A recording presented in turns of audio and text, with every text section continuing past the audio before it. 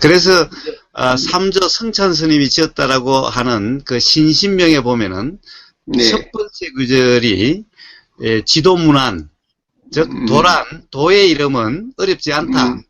네. 단막, 유혐, 간택함만 없으면은 네. 된다. 네. 즉 무슨 말이냐 하면은 간택이다. 지도문안, 도의 이름은 어렵지 않다. 문안 어렵지 않다. 네. 단막, 유혐, 그 혐이라고 하는 것이 싫어함이나 좋아함이나 간택함만 없으면은 된다.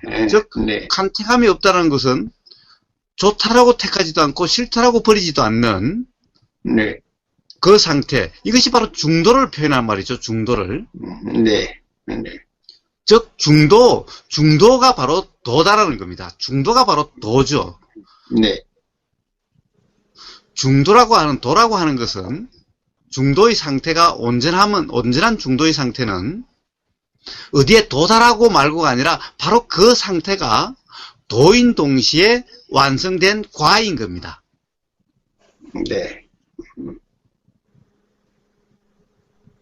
바로 아마 그런 이야기를 한 것이라고 되는데, 고요함에도 있지 않고 시중이라고 하는 번잡함에도 있지 않다라고 하는 이 말이 무슨 말입니까?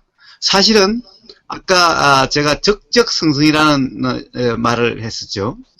네. 도대체 고요하고 고요하면서도 활발하고 활발하다. 성은 아주 활발하다라고 하는 이런 뜻이죠. 적적하고 성성하고 어떻게 동시에 같은 상태가 될 수 있느냐라는 거예요. 네. 사실 이 도라는 것은 고요함에 있는 것도 아니요, 시중에 시끄러움에도 있지 않다라는 거예요. 또 다른 말로 하면은 고요함에도 있고 시끄러움에도 있다는 얘기입니다. 네. 고요함이냐 시끄러움이냐가 중요하지 않다라는 겁니다. 자, 이 적적성성이라고 하는 적과 성은 서로 반대말인데, 고요하고 성은 활발하고, 이 온전한 깨어있음의 상태, 바른 삼매의 상태, 온전한 명상,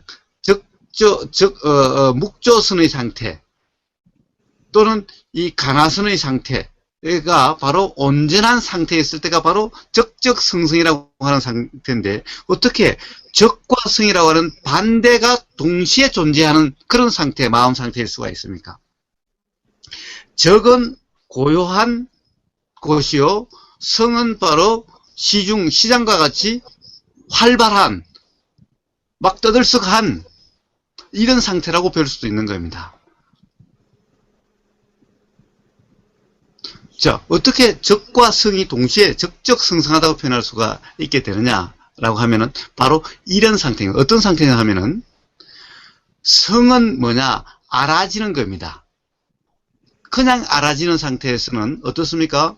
느낌도 알아지고, 느낌도 온갖 느낌이 알아지죠. 지금 이 순간도 엉덩이에 닿음이 알아지고, 무릎에 느낌이 알아지고, 입술이 움직임이 알아지고, 이런 것이 알아지고, 동시에 생각도 알아지고, 말 들림도 알아지고, 보임도 알아지고, 지금 여러분들 얼굴이 다 보이는 보임도 알아지고, 이렇게 알아진다라고 알아지는 것들은 지금 성성한 이것저것 아주 찰나찰나로 계속해서 알아지고 있는 성성한 상태인 겁니다. 그러나 이 알아지는 찰나찰나에 이것도 알아지고 저것도 알아진다 하는 이런 성성함이 있지만은 어느 한 것을 간택, 즉 좋으니 싫으니 옳으니 그르니 치사 선택을 하지 않는, 간택을 하지 않는, 뭐가 더 좋고 뭐가 더 나쁜지, 뭐가 더 옳은지 뭐가 더 나쁜지 분별하지 않은 함이 없는 상태이기 때문에, 단지 알아질 뿐이지 함이 없는 상태이기 때문에 마음에 동요는 없다는 겁니다.